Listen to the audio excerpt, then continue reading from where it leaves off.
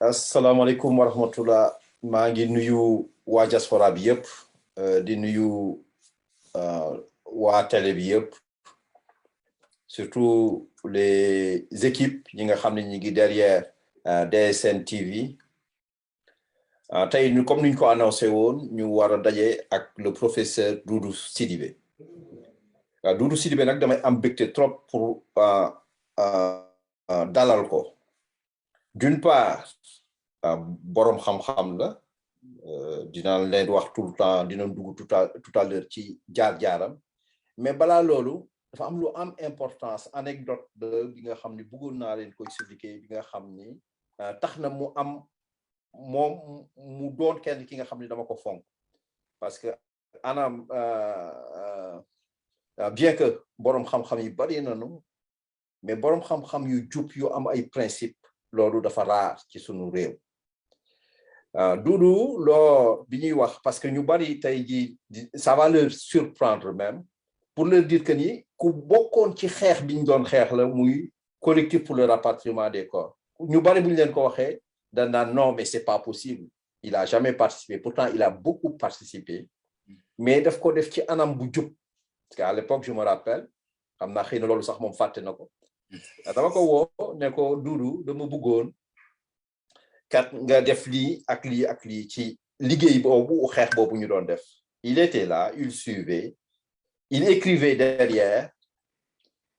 mu dem ma may sa mu ne ma non jarul may génn ci biti di feeñ noonu trop ma ne ko lu tax mu ne ma parce que man je suis un homme politique et dama xool seetlu que ni bu ñu waxee affaire associatif ñu gis les mêmes personnes ñooy ñëw taxaw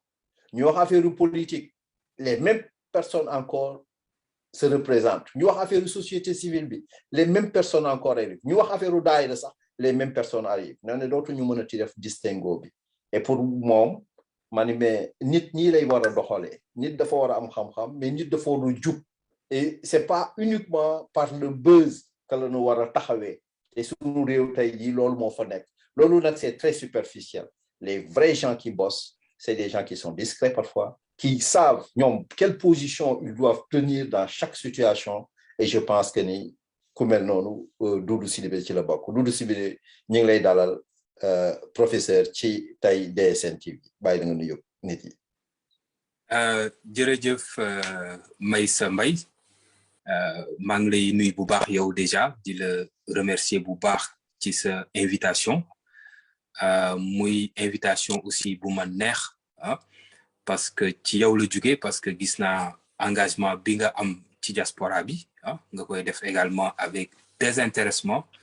mu jaral la lu nekk et mun naa wax sax ci loolu la ñu xamante mais également ki nga xam ne moom moo sooke télé bi muy Mike Sylla muy un artiste aussi respecté dans le monde entier pour son talent et pour son engagement également pour le Sénégal et la diaspora. Mais de le remercier également ci ce témoignage loolu nga wax dëgg la fàttali naa ko bu baax a baax mais bu ñu waree commencer ci loolu rek man lu ma ci mën a wax mooy effectivement bi nga ma sollicité bëggoon ma jouer benn rôle ci association CSD collectif des Sénégalais et de la diaspora ma ni la effectivement mun naa jouer rôle dans l'ombre parce que politique yi waruñu nekk devant parce que bu ñu nekkee devant loolu surtout ñu nekk opposition dafay tiital nguur gi ba tax na du mën a liggéey ak waa diaspora bi ba dimbali leen nu mu leen war a dimbali te diaspora bi soxla nañu quand même nguur gi voilà lu ñu mënti wax tamit soxla nañu nguur gi pour seen projet mën a avancer te loolu nekk opposition bëgg ay dividendes politiques yoo ramassé ba tax nga xañ loolu waa diaspora bi loolu baaxul voilà loolu moo tax ma ne la ñi nga xam ne dañuy politique dañu war a nekk ci ginnaaw indi seen xam-xam indi seen soutien de façon désintéressée bu ñu bëggee rek yëf yi dox bàyyi nag ñi nga xam ne ñoom diaspora bi rek la ñu yore ñu nekk ci kanam doxal ko ni ñu ko war a doxee bu ko defee diaspora bi yëpp mun ci jariñu parce que boo gisee depuis très longtemps projet yu bëri mënul avancer parce que tout simplement loolu moo ko taxa parce que opposition day ñëw yore poste yëpp jàmmarloog gouvernement et liggéey du mën avancer parce que confiance du am foofu dañuy wax ne gouvernement bi lu mënti def aussi day wax ne waa opposition ñoo ci jariñu parce que ñoom ñoo ŋànk diaspora bi ba tax na day détourner dem di dimbali ñi nga xam ne ñoo nekk ci partem nekk ci biir opposition nekk ci biir diaspora bi te ñoo ñu néew lañu par rapport ak diaspora bi yëpp bu lu état bi di xewle boo seetloo ñoo koy yëg lu état bi di joxe di dimbale diaspora bi ñoom tamit ñoo koy yëg ci ñoom lay njëkk a jaar mu yam ci ñoom voilà donc loolu moo taxoon wax la loolu macha allah Doudou dama kontaan trop parce que fi ma waroon commencé waxtaan bi sax dootu ko mën a commencé parce que li nga wax rek dafay tax ma enchaîner leneen parce que da nga nekk homme politique fi nga xam ni xam-xam bi nga yor macha allah loolu dinañ ci dugg tout à l'heure mais li nga wax ni dafay wane benn profondeur boo am dans la réflexion et même dans les faits et li ma jaaxal mooy ku mel ni yow ou ñu mel ni yéen parce que y en a peut-être d'autres ñi nga xam ni aussi de temps en temps on les rencontre pourquoi c'est pas ces gens-là que les Sénégalais ñoom ñoo war a yëkkati jox leen suñu réew ñu yor ko pourquoi yéen par exemple gisuñu leen daal ci kanam waaw loolu li koy indi mooy ni ñuy doxalee ñun ak ni politique di doxee parce que politique nu muy doxee bu Sénégal nu ñu ko bëgg a doxalee ñoom te mu wuteeg vrai politique moom mooy tout le temps da nga war a nekk di def buzz ci loo xam ne c'est superficiel voilà ay populisme ay détails loo mën a gis rek loo xam ne dina yëkkati sa tur rek nga dugg ci te ñun noonu mënuñu doxee noonu parce que boo nekkee koo xam ne da nga jaar fi nga war a jaar am patience jàng li nga war a jàng yëpp bañ ci yàkkamti doo doxalee noonu looy def day nekk ci réflexion ba pare nekk ci intérêt général voilà man noonu lañ ma tàggatee ci politique noonu lañ ma tàggatee également ci déontologie ak ci honnêteté intellectuelle voilà wane sa liggéey nga liggéey ba nit ñi gis sa liggéey ñu ne nag ñoom wóolu nañ la teg fii pour nga liggéey leen nga def ci sa kéemtulaay kàttan nga bàyyi keneen mu eggale parce que xam nañ ne kenn mënul def lépp lu dëgg voilà mais mouvance su léegi bi buzz rek la c'est-à-dire que léegi nii ku mu neexoon léegi nga xew nga def dara comme nit ñi xewal mooy dem rek fexe ba ñu jàpp la police média yëpp wax sa tur nga dem prison quelques jours ñëpp Sénégal am ci yërmande et puis sa tur feeñ voilà loolu fekk na yow loolu c'est la faute à qui? C'est la faute à la population ou c'est la faute à ces politiciens qui jouent ce rôle-là? Oui, en fait, bon, politiciens yi ñoom mënu ma leen blâmer complètement parce que ñoom dañuy politique pour la ñuy def ñoom dañu bëgg nu ñu mun def rek ba feeñ moom la ñuy def mais population yi nga xam ne ñoom ñoo war a jariñoo ñi nga xam ne ñooy laaj seen baat ñoom ñoo war a ràññee ba xam ki nga xam ne moom boppam la fi nekkal ci doxalin loolu mën nañ ko xam ci doxalin lu dëgg bu ñu boo amee seetu rek mën nga xam parce que nit ki bala nga koy gën a wóolu da ngay war a xool parcours am fu mu jaar doo ñëw rek nit ki ñëw ne këtti ne jonn nii rek nga ne ok moom la mais da ngay xool loo xam ne nit ki mu ngi ko doon def te boobu moom bi muy def loolu sax xamul ndax loolu mën na ko indi fii xamul luy ministre xamul luy président mais teewul mu ngi doon nekk ci askan wi parce que pour anticiper man mun naa wax ne que bi may def 6e laa commencé dekk déjà responsable de classe ak délégué de classe yenn saa yi ma cumuler ñaar yëpp sax di nekk ci sama soxlay morom ñoom ñuy dem jàngi may nekk ci seen soxla donc loolu mooy maanaam sa dañu war a xool background nu kii ñëw taxaw di laaj baatu askan bi. Voilà. Et loolu dañ ci profité sax kon ñu dugg un tout petit peu ci sa background yow fan nga jàngee parce que nee nga depuis 6e déjà responsable nga. Donc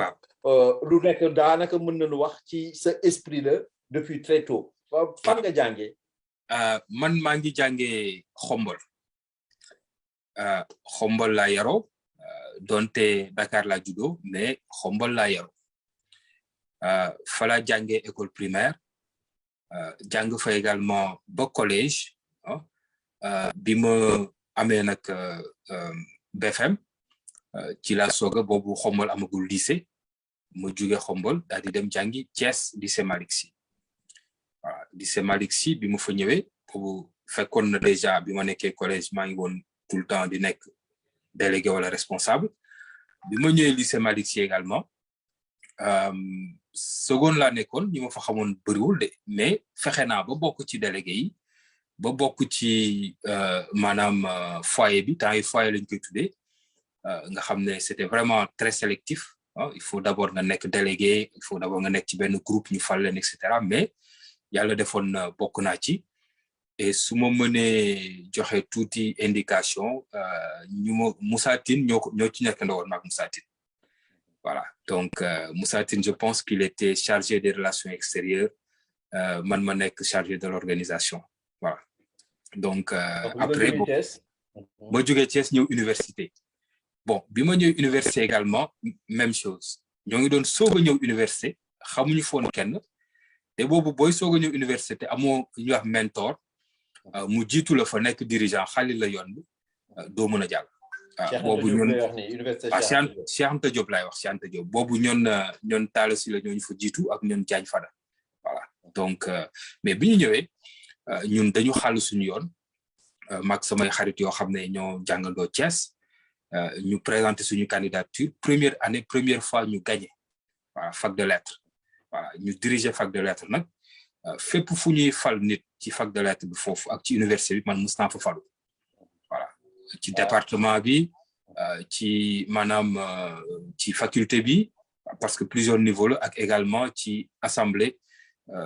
conseil d'administration COUD nga xam ne étudiants yëpp à l'époque on devait être peut-être 100 000 étudiants mais 4 rek lañ ci doon tànn man 4 yooyu bokkoon naa ci pour représenter étudiants yi ci conseil d'administration bi c'était à l'époque de Sada Ndiaye et à l'époque de Souleymane Niang recteur Souleymane Niang ak aussi Moustapha Souran moo doon vice-président du conseil d'administration voilà. Mais lan moo la may par exemple ñu la doon fal noonu facilement parce que li nga wax seen première année donc nit yi xamuñu la woon réellement xamuñu san mooy sa jikko lan nga xalaat ne loolu moom moo doon sa avantage à chaque fois ci fal yooyu ñu lay takkal ay ndombol tànk. waaw man mun naa wax ne ñaari yëf la confiance ak disponibilité c'est-à-dire que man bu ma amee nit ak relation moom damay fexe vraiment ba relation bi ma sàmm ko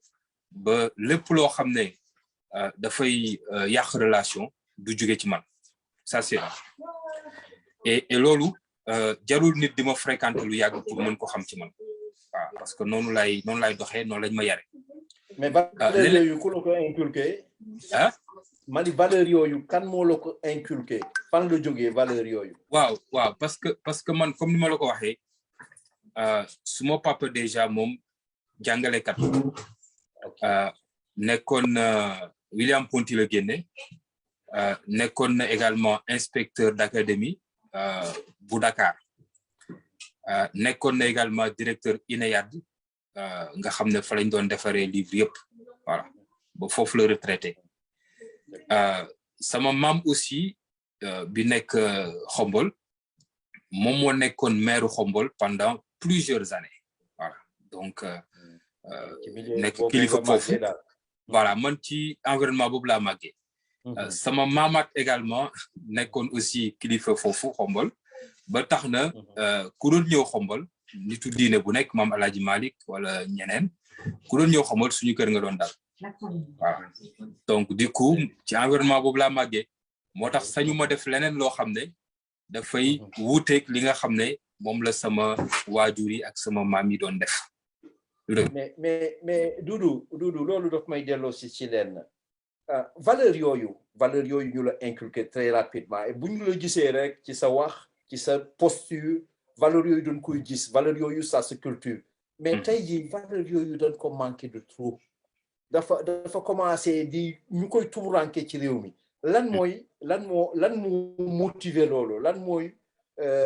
cause loolu lan moo ko indi. waaw cause bi moom mooy nit ñi léegi déjà dañu yàkkamti te nit yi surtout xam nga valeur yooyu sax mën nañu wax ne que du ci domaine politique rek la ñàkk am na ci yeneen domaine yu mu ñàkk ci business bi ci relationnel bi fépp ci média yi fépp rek dafa mel ni rek li sociologie di wax anomie mooy maanaam ñëpp bàyyeeku secteur boo dem rek dafa mel ni ñëpp dañu bàyyeeku voilà ba tax na conviction ak valeur yi nga xam ne moo doon tax ñuy muñ moom moo amatul tu vois te loolu nag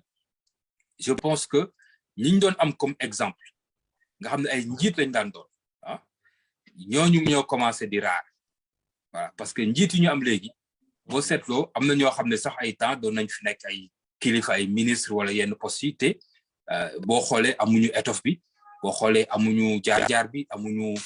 maanaam posture bi également ba tax na lépp daal nit ñi yomb di nga gis koo xam ne sax dina toog ba si yàgg mu naan ataay ba si yàgg rek mu ne waaye comme diw nekk na ministre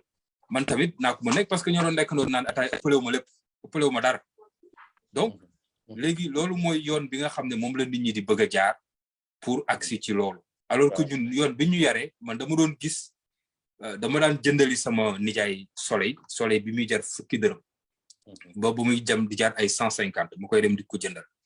balaa mu koy indi man ci yoon bi dama koy lire parce que daan naa am ay peut-être ay une demi-heure 40 minutes bu may dem jëli ko mais dama doon gis CV ministre yi à l'époque day fees page wala sax mu déborder ci deuxième page parce que liñ doon def day bëri non seulement seen jàng day bëri mais aussi dañ doon am expérience bu bëri ci administration balaa ñuy nekk dara loolu tamit amatul.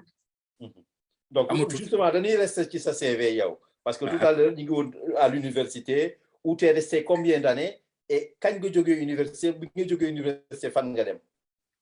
waaw bi ma nekkee université ba benn instant parce que man it dama gëm ne falu dafa am app dama ko gëm bi ñu faloo fu nekk fal ñu falaat ñu ba benn moment boobu maa ngi def bi sama première année laa fa ñëw ñu fal ñu ba licence donc chaque fois ñuy falaat dañu falaat benn moment ma ne il faut vraiment qu'on passe à autre chose voilà bon man personnellement j'avais décidé de passer à autre chose ci laa bàyyi foofu ne du ma présenté waat léegi maa ngi dem liggéey ji ma dem liggéey journalisme liggéey naa ci média bu ñuy wax Le Matin ñi mën a fàttali ko xam nañ ne Le Matin ñu bëri jaar nañ fa ah ñu bëri tey am na ñoo xam ne ñoo ngi leen di tudd tey jaar nañ foofu Alassane Samba Diop ay ñoon Yoro Dia ay ñoon Yakham Mbaye bi ngay dégg ni jaar na fa nekkandoo nañ fa ak Aliou Sall moom tamit jaar na fa ak Aliou Fall bu Servir Sénégal ak vraiment Pape Samba Kane vraiment ñu bëri Boris Diop Boubacar Boris Diop ñoo ñëpp fekkante nañ fa ma def fa tuuti nag après Pape Samba Kane bu muy dem Info 7 Youssou Ndour ak Baratal ak Cheikh Tal Dioum créé seen média boo xam ne forum rajo ak journal man ñu bokk ci ñi nga xam ne yàgguma woon sax matin de mais ñu ne ma daal yow gis nañ la que ne yaa ngi góorgóorlu ci liggéey bi ah ñun di nga bokk ci ñi nga xam ne ñoom lañ yóbbu bëriwuñu woon nag mais man ñu boole ma ci bi ma demee Info 7 mu nekk nag beneen média bu bees matériel bu bees esprit bu bees lépp lu bees ma liggéey foofu bon ma liggéey fa benn moment daal ma ne fii il faut ma yokk sama xam-xam parce que boobu rek licence rek laa amoon licence su anglais laa amoon mais boobu amaguma woon jàngu moon journaliste ci école voilà dama ko sur le tas laa ko jàngee ma ne il faut ma ñëw France nag pour jàng journalisme voilà loolu moo indi suma ñëw fii France pour jàng si journalisme daal di delluwaat mais comme ni ko xale yi di waxee Sénégal yaa ma gën a xam des fois booy ñëw fii doo xam loo fiy fekk di nga ñëw fekk fi ay obstacles yu bëree bëri ba tax na la nga yaakaaroon que ne ay benn at nga fi def wala ñaar finalement moo mujj nekk presque 25 ans du rek mais bi ma ñëwee tamit ma ne bon comme journalisme amul ci école yi parce que visibilité bi élèves yi am tey nii ñun amuñu ko woon tey mun nga tapé ci internet nga xool formation bi nga bëgg a jàng fan la am et cetera nga contacter ñooñu par email ñu tontu la léegi mais bu njëkk ba demeewuloon noonu ñun ay livre nga doon gis ay book boo demee France Alliance française nga xool formation et cetera boo paree nga bind lettre bi def lu yàgg soog a ñëw d'ailleurs Aix-en-Provence moom ma njëkk a tontu ma dem foofu mais bi may Toulouse di tontu boo fekk ne ñëw naa Aix-en-Provence parce que seen lettre dafa yéex a ñëw kon xëy na Toulouse lay dem juste rek pour te dire et puis bon bi ma ñëwee gis réalité que ne jàng journalisme yombul parce que dafa am ay école de journalisme yoo xam ne pratiquement il faut nga yàgg fii wala nga nekk de nationalité française pour mën ci accéder ci la tournée dem jàngi science politique. D'accord donc Aix nga commencé loolu. waaw Aix-en-Provence laa commencé voilà après nag bi ma bëggee jàng science politique nag te mënu ma ko jàng Aix-en-Provence parce que foofu mënu ma woon changer filière parce que dañ doon def ñoom filière bi nga doon jàng bi nga nekkee Sénégal boobu ngay ñëwee fii mënoo changer waaw boo ñëwee ba fii nag ci ngay xool nooy changer mais ñoom bu ñuy nangu sa dossier ci filière bi nga nekkoon ci lañ lay accepter voilà donc léegi bi may changer nag ci laay soog a ñëw Paris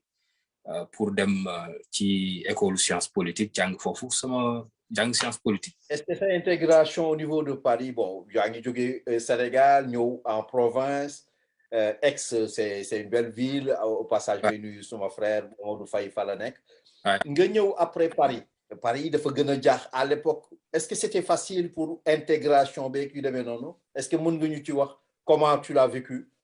waaw yombul woon pour dire vrai vraiment yombul woon ok parce que bon daan naa ñëw Paris avant parce que mon grand frère était là suma grande sœur fi la jàngee mais moom bi may ñëw moom la pare di dem mais mon grand frère est resté donc daan naa ñëw tuuti Paris mais ba tey dëkk fi ak doon fi ñëw bokkul voilà parce que boo fi dëkkee dafa am lu bëri la fi war il faut nga am kër il faut dëkk il faut nga am liggéey et cetera yooyu yëpp nekk ay jaar-jaar. Liggéey à l'époque c'était beaucoup plus facile quand même que léegi. non trouver du travail. en fait xawma léegi xale yi naka la ñuy wutee liggéey mais liggéey yu ñuy am ni ñoom moo gën a oyof moo gën a neex que ñun liggéey ñu daan am parce que ñun des fois ex déjà il fallait faire la plonge parce que ay restaurant rek mu fam bu fekkee xam nga ex ay cours Mirabeau ay place des quarts d'heure et cetera ay restaurant donc été bi nga dem foofu nekk plongeur liggéey tuuti am xaalis wala nga dem géant casino plan de campagne côté yooyu xam nga liggéey manutention dans les trucs et cetera am xaalis voilà mais Paris tu pouvais travailler au McDo c'était un luxe parce que McDo ex ay tubaab ñoo fay liggéey ñoo koy xëccoog yow mais boo ñëwee Paris mun nga dem liggéey McDo mun nga liggéey Quick mun nga remplacer ay nit poste mun nga tu vois donc il y avait quand même plus d'opportunités voilà donc man Quick laa njëkk am liggéey bi ma fa amee liggéey nekk équipier di continuer sama jàng ba benn moment ñu gis ne man jàng naa et puis kii naa ci liggéey bi sawar naa ci mais ñu def ma manager voilà may liggéey à temps partiel mais en même temps nekk manager voilà donc foofu laa liggéey mais toppoo xaalis bi rek. déedéet yaa ngi continuer sa étude parce que bi ma xoolee sa CV. décroché nga quand même pas mal de diplômes. donc yan diplôme nga njëkk a décroché en sciences politiques. waaye dinaa ci ñëw. parce que déjà foofu ma doon liggéey sax combat la woon pour mu jógee fa. quand je dis combat la parce que am na ñu bëri ba léegi tey sax moo fa rombé parce que c'est dans le 12e avenue Doménil foofu laa dëkkoon donc Quick bi nekkoon foofu laa doon liggéey mais tey ba léegi am na ñoo xam ne ñoo ngi fay liggéey tey bi ñu fay ñëw étudiant la woon comme man mais génnuñu ci système bi parce que da ngay ñëw di liggéey foofu nekk étudiant ñu proposer la ay changement de statut nga toog foofu tu vois. Voilà, et puis d'autres connaissent ce jàng, etc. Alors amoon nga yeneen rêve, yeneen ambition. Man nag j'ai lutté parce que yooyu yëpp dama ne leen temps partiel ay kon léegi damay connaître sama jàng. Donc maa ngi doon def foofu bi may ñëw foofu maa ngi doon def maîtrise nekk fa ba def master ba bu may inscrire thèse tamit boobu laa fa jóge. Après ma dem États-Unis comme chercheur invité dans une grande université bu ñuy wax Georgetown. Mais pour tontu ci sa question yan diplôme am na maîtrise sciences politiques am na également DEA sciences politiques am na également DEA après ñu koy tuddee master après changer tour bi master relations internationales balaa may soog a def doctorat ci relations internationales voilà donc loolu mooy jaar-jaar bi ci wàllu jàng bi donc donc depuis lors lan ngay liggéey tey ci lan nga nekk. waaw depuis lors parce que bi may def suma doctorat déjà avant may génn 1 an avant may génn lañ ma jël ci benn grande école de commerce dañ koy woowee bu tuddoon Négocia bu nekk à la chambre de commerce et d'industrie de Paris boo xam ne ñoom ñoo moom HEC ñoom ñoo moom CP Europe ñoom moom pratiquement toutes les grandes écoles les plus prestigieuses en France et un peu dans le monde ñoom ñoo ko moom. Donc foofu laa njëkk a liggéey boobu maa ngi waaj 1 an avant sama doctorat bi ma paree sama doctorat mu continuer liggéey foofu def naa fa presque ay 12 ans après nag ci la dem ñu affecté ma ci université Gustave Eiffel boo xam ne mu ngi tuddoon avant université Marne-la-Vallée ñu changé tour bi tuddee ko Gustave Eiffel ba pare ñu fusionné ay écoles yu bëree bëri école d'ingénieur ak ay centre de recherche ba mu nekk vraiment benn université bu mag a mag a mag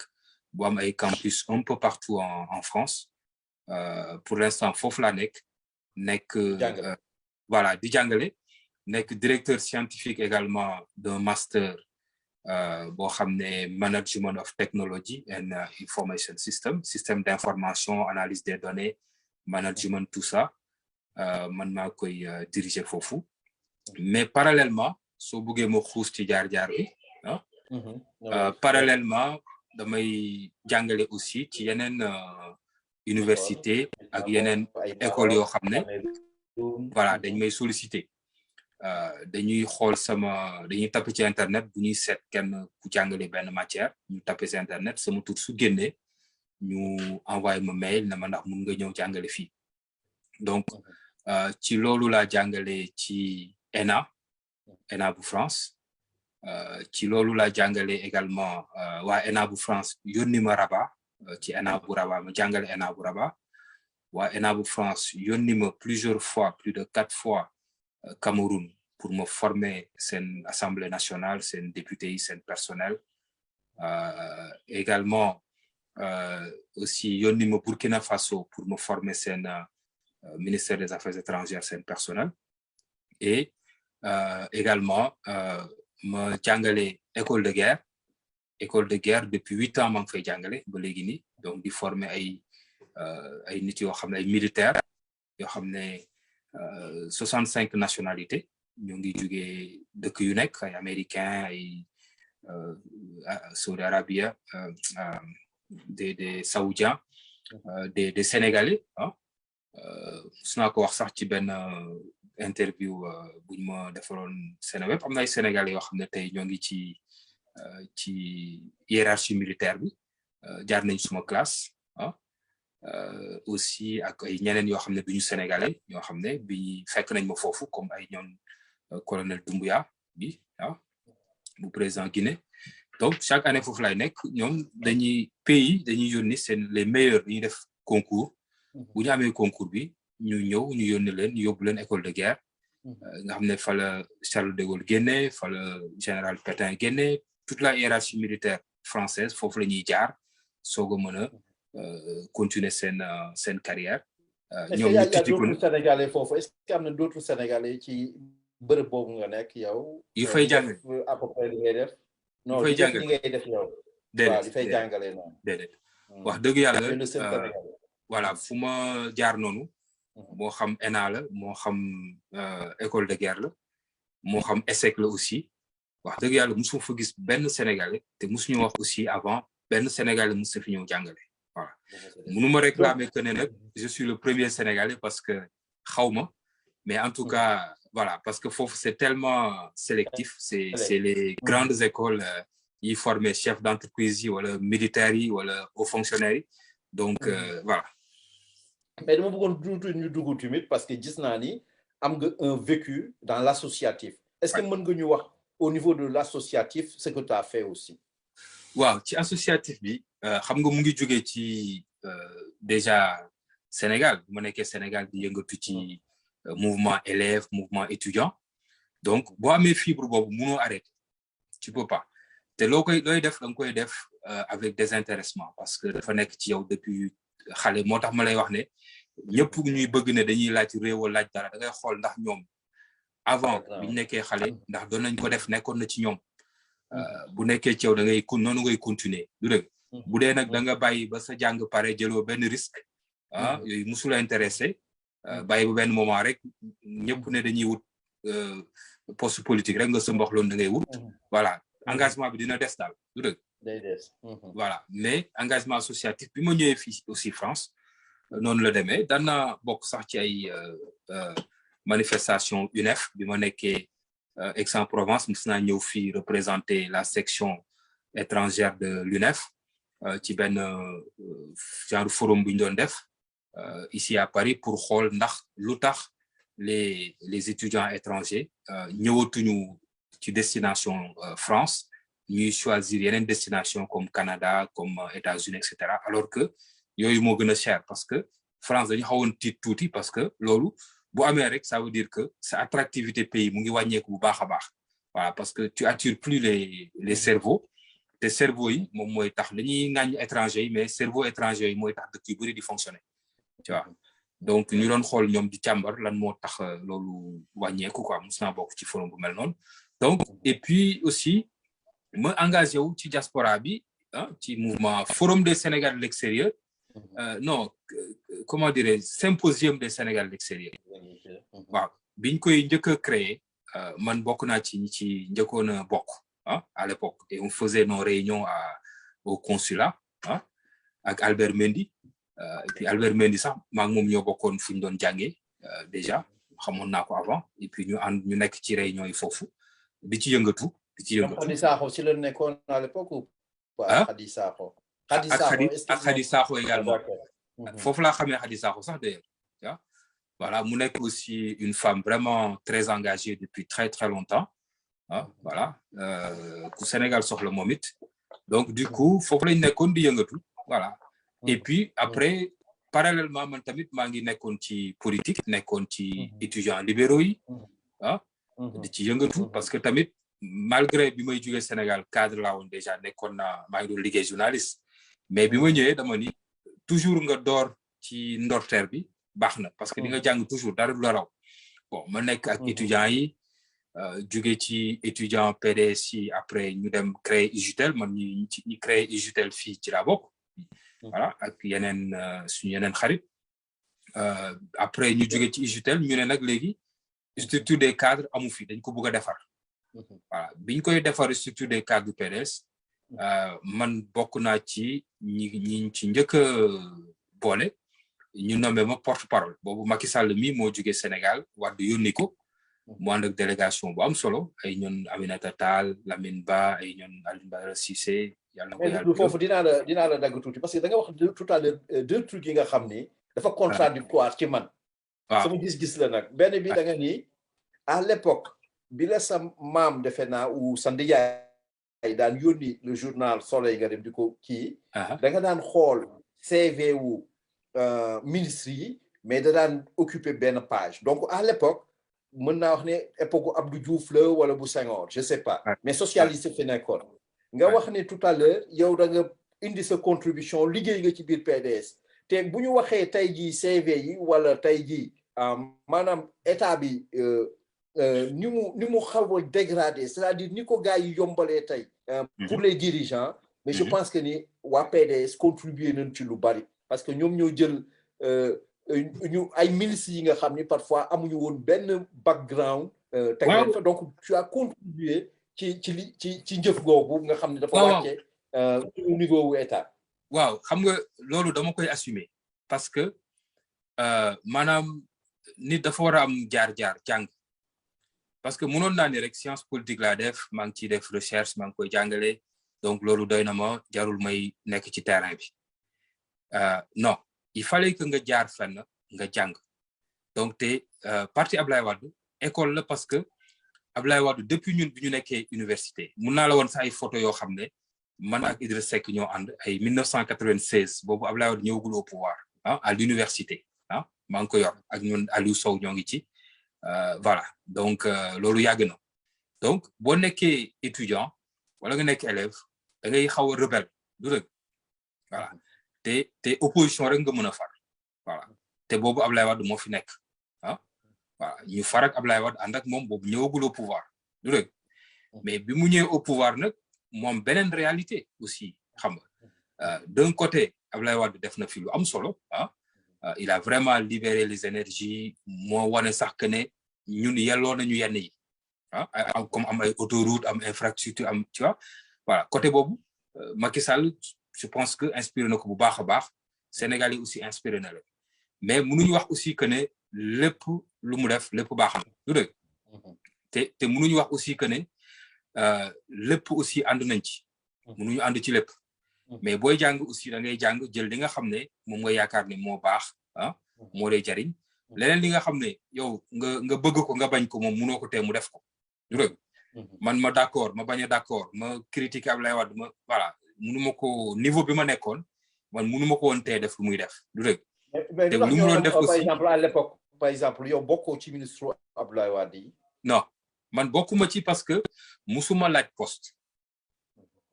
man lu ma toog ak Ablaye Wade am na un jour ñu toog lu ma ko wax mooy dama bëgg nga defal ñu conférence boobu maa ngi nekk président wu cadre yi parce que après bi ma jógee ci porte-parole cadre yi après nit ñi di évoluer ñuy nommé ñeneen ñi ay consul ñuy dem ba sama tour ñëw ma nekk président des cadres mais ma ni ko dama bëgg nga defal cadre yi benn conférence boo xam ne ñoom dinañ la gën a xam say idée ba pare échanger ak yow muy loo xam ne daf leen di marqué tu vois parce que dem nañ ba benn moment presque Ablaye Wade amatul temps sax les affaires de l'État jël na ko ba nga xam ne pour communier ak son parti ak comme ni ñu ko daan def bi mu nekkee opposition di former ñoon Fada ñoon di former nit yi amatu ko tu vois donc du coup mu ne ma boo ñu décrire un tout petit peu yow mi côtoyé Ablaye Wade de si près boo ñu koy décrire un tout petit peu defalaale ñu bilan qu'est-ce que tu en penses waaw mais bilan Ablaye Wade dina naxadi def mais lu ma la mun a wax rek ci Ablaye Wade mooy li ma wax sànq c'est quelqu'un boo xam ne qui est extrêmement ambitieux c'est quelqu'un boo xam ne am na xam-xam am na également charisme nit ñi respecté nañ ko sur le plan international bu ñëwee fenn déjà même en tant que président d'un petit pays déjà il se fait sa place tout de suite devant les grands pays xam nga donc am na fu mu yóbbu Sénégal quand même te am na lu bari lu mu def Sénégal aussi ba tax na tey ku ci nekk war na gëm ne Sénégal war na mën a egg fenn fi parce que naa la jox benn exemple rek par rapport ak Abdou Diouf ñun biñ doon grève temps bu njëkk ba di wax ne dañu bëgg amphi parce que man condition yi ma jàngee Université Dakar naa ci ñëwaat tuuti mooy dañ daan ñëw boobu maa ngi dëkkoon immeuble Pasteur ci en ville damay jël P10 bu ma ñëwee rek ci corniche bi wàcc ay midi moins le quart ñëw après midi et demi 13h ñu war a dugg mooy bi waa fac de droit pare seen jàng wàcc ñun ñu war a jël le relais bi parce que amuñu woon ay fu ñu jàngee suñu salle dañ tuuti woon fac anglais mais day fees ba nit ñi dañ doon jàppalante place ay koo xam dafa war a jóge Pikine war a jóge Guédiawaye sori ñu jàppal ko place ba nit ñi di xeex ci biir amphi bi te prof bi du ci mun dara parce que amphi bu mag la tu vois donc vraiment des conditions déplorables yenn saa yi doo dugg sax ci biir amphi bi da ngay dégg rek micro bi li prof bi di wax nga noté tuuti loolu nga ciy am loolu moo lay yóbbu examen boo amee baax na boo amul baax xam nga condition vraiment difficile ñu ne nag Abdou Diouf il faut ñu am ay amphi Abdou Diouf ne du tabax amphi parce que Banque mondiale moo ni ko du investir autant ci éducation ah parce que c'est un secteur qui n'est pas productif tout de suite donc pour ñu fay ko day jafe voilà ñoom temps ajustement structurel lañ nekk xam nga voilà donc ñu jàngee ci condition yooyu mais Abdoulaye bu mu ñëwee dañ ne ajustement structurel pas loolu sama yoon nekku ci mu tabaxal waa université yi ICAT 2 ICAT 1 et cetera vraiment il a débridé les choses lépp lu ñu doon bañ ci éducation mu def ko ne may ñëpp bourse ñi mu may leen aide voilà donc je me dis te on nous disait avant c'était pas possible xam nga man maa ngi fàttaliku ñi nga xamoon ñoo amoon bourse nekk fac ñoom ñoo amoon droit lekk resto da ngay gis ñoom bu ñu nekkee biir resto ñeneen ñi nga xam ne mënuñu lekk resto ndeysaan jóge fu sore sari ah dañuy ñëw di yendu ci vitre yi di ñee ñi nga xam ne ñoo nekk ci biir ah. Très bien xam naa li ñu dese ci temps bariwul. waaw 14 minutes et on a énormément de choses def na lu baax def na loo xam ne waroon nañ ko mën a améliorer d'accord. donc ok ñu avancer tuuti donc de Abdoulaye Wade Macky Sall ñëw Macky Sall aussi fait partie de ces libéraux te ni ma la déggee tu incarnes aussi cette idéologie xam naa dinañ gën a dugg ci yow sa doxin ci politique tey fi nga toll mais donc am nga un peu plus de maturité xam nga état nu muy doxee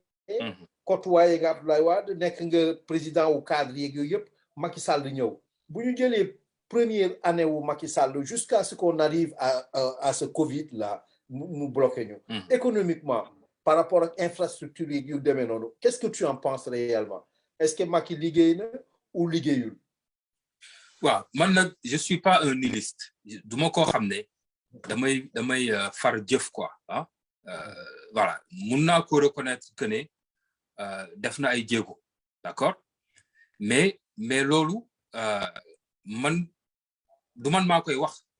mun naa ci jaar rapidement mais moom am na ay surtout de communication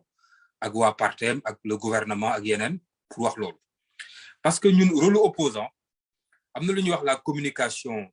politique ascendante xam nga loolu nga xam ne moom mooy jóge ci askan bi yéeg ci kaw gouvernement bi loolu ñun mooy suñu rôle c'est-à-dire que nous on essaye d'agréger la demande sociale pour di ko yéegal ci kaw pour que état bi di ko yëg c'est-à-dire on doit crier fort au nom du peuple qui souffre pour que état bi mën ko yëg daal di koy régler mais quand le peuple mais c'est-à-dire quand tu dis buñ dañuy war a yéegal les souffrances du peuple mais il faut que quand même souffrance yooyu yow nga am pour apprécier ko pour wax ne c'est légitime nga def ko ou pas parce que yow tey boo nekkee dans l'opposition am na dara li nga xam ne tamit da nga koy reprocher c'est pas uniquement la souffrance du peuple parce que le peuple peut souffrir parce que ça doit être une réalité mais le peuple peut souffrir parce que dirigeants yi ni ñuy doxalee moom moo nekkul yoon est-ce que c'est parce que dirigeants yi ni muy doxalee da nga d'accordul ci politique boobu mais c'est wala exactement ça da nga bëgg a porter oui c'est exactement ça c'est-à-dire que man bu may wax ne que parce que bu fekkoon dirigeant yi doxal yoon ñun duñu soxla opposition pratiquement ou opposition du am doole voilà bu opposition amee doole rek c'est parce que vraiment dirigeant yi ñoom def lu ñu war a def yëpp parce que Sénégal li fa des ñu war ko def dafa bëri même boo nee Macky def na tuuti tamit li des moo ëpp fuuf te du ma bàkku de mais tey nii nit ñi même bu fekkee am na si ñoo xam ne yaakaar nañ ne que Macky def na ñun bu ñu ñëwoon ñun li Macky def ni ñoom dinañ ko xeeb nañ xam ne que y a une possibilité de faire beaucoup plus et beaucoup mieux que Macky. Très bien on va rentrer là-dedans un tout petit peu. voilà tey jii ban parti nga yor yow. lan mooy sa parti. man suma parti mu ngi tudd RPD DEFCO c'est-à-dire Rassemblement populaire pour le développement et puis notre slogan c'est DEFCO comme Sopi comme Jalarbi comme etc. mais DEFCO parce que dañu yaakaar que ne lu manqué Sénégalais yi moom mooy jëf def ko voilà parce que jëf yooyu moom moo nekk à la base du progrès boo dul def doo avancer voilà parce que man su ma déggee te dégg tuuti sur le plan économique ku taxaw nga doon taxaw nga c'est-à-dire donc yow am nga projet bu leer ak yoon bi nga xam ne buñ ci jaaralee Sénégal est-ce que mën nañu génn ci situation bi ñu nekk économiquement laa bëgg a wax. waaw économiquement mën nañ ci génn voilà parce que damay tàmm wax ne que ñun déjà ñun ñooy gën a liggéey ñi nga xam ne ñoo nekkoon Sénégal avant ñoon Ablaye Wade Abdou Diouf ak ñoom ñëpp ba ci Macky Sall bi ñun ñoo leen ëpp chance. pourquoi parce que dañu nekk ci monde boo xam ne possibilités yi dafa bëri te bu njëkk ba bu ma ñëwaat ci exemple moo waxoon Abdou Diouf rek possibilités yi mu ñàkkoon ñun am nañ ko ren am nañ ko tey c'est-à-dire que monde bi tijjeeku na telle sorte que mun nga dem wuti xaalis fu nekk monde bi tijjeeku na ba nga xam ne Sénégal dina am ay ressources ci ressources naturelles yi nga xam ne mu ngi ñëw. mais dañu wax ne Sénégal am na ressources ak yëpp mais dañu wax ne ñun ba léegi amuñu suñu indépendance donc ba léegi ñun mënuñu demal suñu bopp. donc ki fi taxawoon di la noot dafay continuer def loolu. waaw est-ce que yow da nga d'accord ci loolu wala nekkul. non mais d'accord ma ci mais xam nga may sa d'accord ma ci mais indépendance mais doo ko laaj da nga koy arracher yaa ko moom du dëgg da ngay poser ay actes yoo xam ne mooy wane ni yow da nga am indépendance te man je le dis modestement man waruma mën a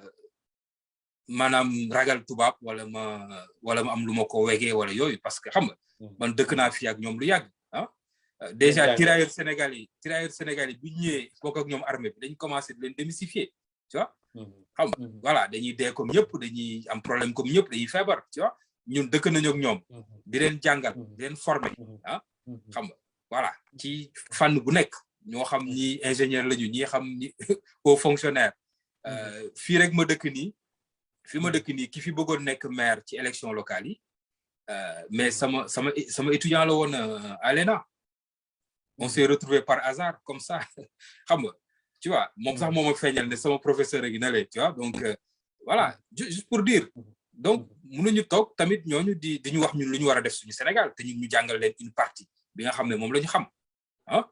donc côté bu indépendance moom amul lu ma ci tiit voilà mais man lu ma bëgg mooy suñu peuple aussi nangu liggéey c'est-à-dire que topp ñi nga xam ne ñoo leen woo ci liggéey xam nga ak sérieux ñu bàyyi ay buzz bàyyi ay raccourci xam nga bàyyi caaxaan liggéey ñu defar dëkk bi parce que ñun ñi nga xam ne ñoo dëkk ci diaspora bi avantage bi ñu am mooy ñun amuñu caaxaan parce que yow comme ni nga ko xamee fii qu'il pleuve qu'il neige boo feebaree sax da ngay liggéey voilà fii amul tëdd voilà donc amuñu jël yëfu jàmbur li ngay gagné moom ngay gagné du changer xanaa yow koy yaay xool noo koy fexe bu mu yam ci sa soxla mais doo jël amuñu habitude jël yëfu jàmbur voilà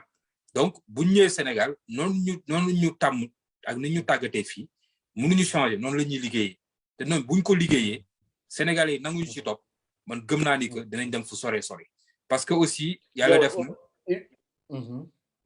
def na aussi dund naa ay système ni ma dundee Sénégal noonu laa dundee France noonu laa dundee États-Unis parce que nekkoon naa fa aussi chercheur ci yeneen université comme Columbia et tout donc am naa ubbeeku aussi ci système anglophone donc yooyu yëpp buñ ko boolee je pense que war na mën a jur dara boo ñu mënee bëggee wax lu concret bon il nous reste 5 minutes pour développer benn programme politique c'est très difficile mais yan action nga yaakaar ne ay action yu forte la tey jii yow bu ñu la faloon président wu Sénégal moom ngay jël pour ñu mën a dox en 5 minutes nga wax ñu lu may njëkkee muy base bi muy éducation moo xam ne muy lu ma xam juddu ci comme ni ma la ko waxee sama waajur nekkoon ci man ma nekk ci loolu lay commencer dinaa fexe ba njàng mi dina dox ba pare njàng mi loolu maa ngi koy wax fii te nañ ko retenir dinaa fexe ba njàng mi dama koy jumeler ak liggéey bi parce que man liggéey daf ma amal solo ndax liggéey mooy tax ñu xeex pauvreté parce que man ci loolu laa positionné wu sama parti c'est-à-dire nu ñuy fexe ba 43% sénégalais ñu soxaliku ñu mën a faj seeni soxla ànd ak seen dignité am dëkkuwaay yu am solo mais ci njàng mi lay jaar te njàng mi dama koy jumeler da ngay créer ministère boo xam ne un grand ministère après mën nga ci toftal ay secrétaire d'État mais un grand ministère boo xam ne day jóge ci éducation nationale ñëw ci enseignement supérieur nga def formation professionnelle ba pare et de l'emploi yaa ngi dégg loolu mooy ki nga xam ne moom mooy xalaat njàngu xale yi ak njàngu ñu nekk université moom mooy xalaat en même temps ñii bu ñu jàngee ba pare lan lañ war a mën a liggéey xam nga jusque là dañ ko mës a séparer mu nekk un silo kii di xalaat fii amul continuité amul cohérence xale yi jàng ba pare amuñu lu ñu liggéey ndax entreprise yi duñu soxla ñi mënuñu leen ko jox du dëgg da nga koy jumeler mu nekk benn voilà mu cohérent xale yi bu ñu génnee am na entreprise leen di xaar wala ay structure leen xaar wutal leen liggéey ça c'est un deuxièmement moom mooy économie bi dinaa fexe ba mu dox ci secteur yëpp parce que dinaa injecter xaalis pour nit ñi créer ay entreprise mais tamit nit ñi am le minimum pour mën a am pouvoir d'achat pour mën a consommer parce que nit yi bu ñu consommer supposons rek ku am week-end dem xombol passé fa week-end am mais lu mu dee jaaykatu gerte bi boo fa jëndee gerte moom dina dox ci moom tu vois boo jëndee tamit ci jaaykatu yàpp bi pareil aussi mais il faut nit ñi am pouvoir d'achat moom mooy minimum boo xam ne ku xas ba am 18 ans man dinaa la jox benn somme boo xam ne moom ngay yore comme ay 25 000 boo xam ne lu mu dee bu dee da ngay nga paas ci dem jàngi bu dee da nga bëgg bu dee jigéen bu war a soxla ay yoo xam ne ay gis baa xam la mu mën ko ci jënd bañ ko dem laaj ay copain xam nga leneen di ko ci fekk du dëgg nit ki am dignité am le minimum mais loolu ñoom dañ koy consommer waat mu ñëw ci TVA ñëwaat ci état bi tu vois économie bu tourner parce que état bu ne la am na xaalis état boobu dafay sàcc parce que état amul poche du dëgg état lu mu yor nit ci ñoo ko moom donc dafa war a dem ci nit yi ñëwaat ci moom waaw donc loolu daal donc est-ce que da ngeen di dem ci élection législative yi ou pas waaw élection législative yi man personnellement duma ci dem personnellement nekkuma candidat personnellement du dëgg parce que dañu jóge ci local yi ak coalition gox yu bees boo xam ne man membre fondateur laa ci woon ñu am 5 maires yi y compris Xombol fi ma dëkk bon Macky Sall jël na presque suñu maire yëpp nangu na leen je déplore ça donc ñu am pas mal de problèmes internes dans la coalition comme toutes les coalitions yi xam nga déjà c'est le cas là ba finalement le temps de régler ces problèmes là ak 6 mois yu ñu séparé que élection législative yi ak parrainage ça faisait trop de telle sorte que mënuñu woon dem dans de bonnes conditions voilà ñu préféré bàyyi ñoom ñu dem ñu préparer yeneen type d'élection nga xam ne yooyu moo ñu gën a ñor sax voilà et puis teewul tamit bu ñu demee ba ci biir mun nañu ne ànd nañu ak benn telle coalition pour jàppale leen ñu gagner même bu dee ñun amuñu ay candidats ci seen biir coalition ñu pousse leen ci suñu xam-xam pousse leen ci suñuy stratégie aussi. Doudou man je rêve de te voir un jour président du Sénégal te maa ngi lay ñaanal lu mu gën a gaaw rek yàlla def la ci kanamu réew bi parce que je pense que ni avec toi on peut aller très loin donc am na xëy na ay questions yu ma la jotul kii en une minute boo doon résumer situation bi ñu tàggoo ba beneen yoon nga tàggoo gars yi aussi. waaw Maïssa encore une fois maa ngi lay gërëm di wax ne amiin ci sa ñaan yi te mu jig Sénégal te loolu lépp lu ñu mën a def rek dinañ ko def incha allah ba yàlla yóbbuñu foofu pour ñu mën a liggéeyal Sénégal parce que dama ni man comme maa ngi fii di liggéey France di jàngale déjà maa ngi servir waa France mais sama doole bi ma dese moo tax politico ma France mais bu ma fi politique woon yow bi fi dëkk xam nga ne ak sama profil mën naa fi am lu bëree bëri lu rek voilà mais dama ni du ma politique France man li ma yor Sénégal laa ko yéene voilà te yàlla na ko Sénégal jariñoo pour Sénégal jëm kanam donc vraiment encore une fois dina gërëm nag diaspora bi yëpp nag parce que bokk naa ci groupe WhatsApp yi gis naa liggéey bi ngeen di def wër na diaspora bi yëpp ba États-Unis Espagne fu nekk yéen a ngi fay dem surtout yow personnellement di jël sa moyen bopp di dem di relier la diaspora je pense que loolu lu am solo la je pense que leneen aussi lu ñu war a def tamit mooy fexe ba diaspora bi nga xam ne tamit ñoom yàlla may na leen aussi ñu tekki bu baax a baax nekk ci yenn niveau yi ñu fexe ba ñooñu aussi jaxasoog ñeneen ñëpp mu nekk benn parce que boo seetloo benn instant dafa am benn genre césure voilà donc loolu il faut ngeen liggéey ci loolu ñu nekk nag une force majeure boo xam ne du ñu nekkati rek ñoo xam ne dañuy yónnee xaalis nit ñi di ko consommer bu ñu naree am baat ñu ne du ngeen ci am baat alors que dañu war a am baat am baat sur le plan social am baat sur le plan politique am baat sur le plan économique ci Sénégal parce que diaspora yëpp dëkk yëpp diaspora yi ñoo ko defar boo demee Inde le retour gagnant li ñuy wax brain gain le retour gagnant des cerveaux ñoo tax ba Inde agsi fi mu agsi ñoo tax ba Chine agsi fu mu agsi donc Sénégal warul privé boppam loolu ci nga xam ne ay doomam ñoo ngi nekk ci bitim réew di fi def lu am solo wax nga ko sànq je suis pas le seul y en a plein tey lu ñuy xaar rek mooy ñu ubbil leen bunt ñu def ko man xaaruma ñu ubbil ma bunt damay forcer bunt parce que dama créer son parti politique di contribuer ci débat politique bi pour loolu mën a nekk ma ubbil bunt ñi nga xam ne ñoom amuñu possibilité boobu incha allah kontaan nañu trop macha allah Ndiaye Yaya dugg na mais xam naa connexion am na tuuti problème et nous devons dugg pour def témoignage ou je sais pas en tout cas li nga wax yoon baa ngi noonu comme tu dis diaspora indienne moom dafa tollu benn moment tous ces ingénieurs yi nekkoon au niveau de Californie et tout Inde dafa leen ubbil ñu dellu si je pense que ni Inde bon bi mu def tey jii looloo ko waral Chine yaa ngi koy wax c'est un exemple et d'autres Pakistan bu demee sax ba am doole bi c'est-à-dire cette force nucléaire bi ñuy wax c'est sa diaspora bi nekkoon Angleterre je pense que ni ñoom ñoo delluwaat et diaspora wu Sénégal bi mi ngi noonu ay borom xam-xam comme ni nga ko waxee ñu bari ñi ngi fi comme yow di jàngale di jël tey jii seen xam-xam di dem ci réew yëpp yamoo rek ci France mais que ça soit Arabie Saoudite boobu ngay wax que ça soit Maroc que ça soit Cameroun et partout ailleurs yaa ngi dem di fa yóbbu sa xam-xam je pense que ni xam-xam boobu ak yéene bi nga am ñun ñëpp dañoo war a ànd au niveau de la diaspora dem yóbbu loolu sunu réew ñu mën a suqali sunu réew am na ay yeneen question yu ma bëggoon dugg sax par rapport ak négociation yi nga xam ni formé nga ci ay nit ay leader parce que par rapport ak MFDC exact waaw coow yi amoon Casamance waaw loolu am na solo mun naa ci dugg rapidement ndaxte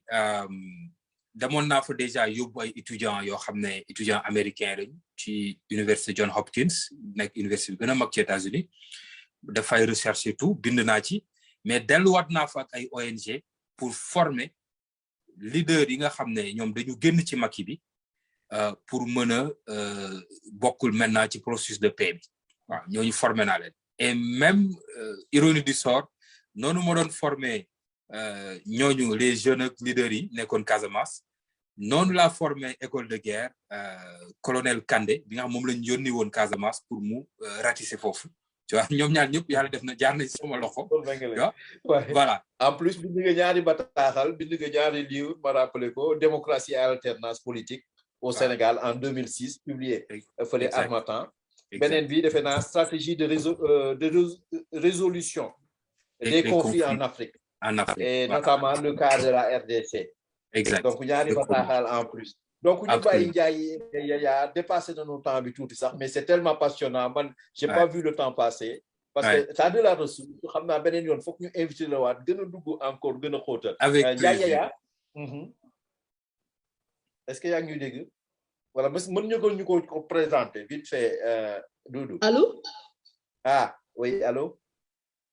salaamaaleykum aleykum salaam waaw man la Ndiaye Yaya bi donc je m'appelle Mame Dak d'accord ouais waaw Mame Dak mën nga ñu présenter yow la kan parce que je sais pas nan nga fi duggee j'ai été invitée donc via le lien Zoom donc je me présente Mame Dak Diagne maa ngi dëkk Annecy d'accord waaw donc da nga bokk ci parti kii RPD def ko waaw. Ah d'accord. yow lan nga ci? Man en fait si bureau bi laa bokk bureau RPD def ko bi donc ça fait des années que ñi ngi accompagner le président Doudou Sidibé. Donc et je m'occupe de la finance du parti. Ah yow yaa yor xaalis. Waaw. waa CDC waa CSD bu ñu soxlaa xaalis war na mën a contacter. Ça dépend rek. waaw kon ñu bàyyi la nga nuyoo rek parce que ñu ngi émission bi jeexoon na ou bien nga échanger. maa ngi lay nuyu bu baax Mame Ndak. waaw maa ngi lay fay Doudou. Donc léegi sànq laay soog a gis nag invitation bi maa ngi jégalu bu baax. waaw xam naa su ma ko teeloon a gis moom dinaa duggoon à l'heure. waaw donc maa ngi leen di nuyu bu baax. certes que dinaa xoolaat kii bi émission bi après. Inch'Allah. jërëjëf yan sujet ngeen développé si durant émission bi. ok. waaw. jërëjëf Mame Ndak. donc Doudou ñu tàggoo. waaw di réitérer rek les remerciements et di la wax ne que